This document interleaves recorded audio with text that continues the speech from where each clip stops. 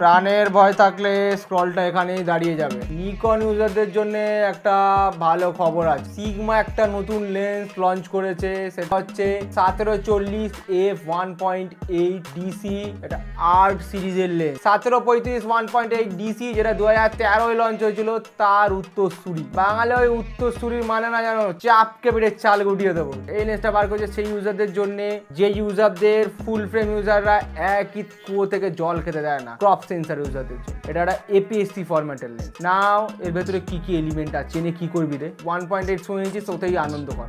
আর এই লেন্সটার ওজন হচ্ছে 550 গ্রামের মতো। এই লেন্সটার দাম হচ্ছে 80 থেকে 90 হাজারের কাছে। এছাড়া এপিএসসি ইউজাররা একটা 17 আর 40 পেলে তা 1.8। এটা একটা দারুণ লেন্স, তার কারণ হচ্ছে 17 মানে অলমোস্ট তুমি ওয়াইড অনেকটাই পাচ্ছ, প্লাস 40 মানে 50 ক্লোজ। পুরো ফোকাল লেন্থটা হয়ে যাবে কভার 17 টু 40 মানে 35 ঢুকে গেল 1.8। নাও মেন কথা আসছি, কেন নিকন ইউজারদের জন্য এটা খুশির খবর, কারণ এই লেন্সটা বার করেছে হচ্ছে এল মাউন্টের জন্য, ফুজির এক্স মাউন্টের জন্য, সোনির ই মাউন্টের জন্য, আর ক্যাননের আরএফ মাউন্টের জন্য।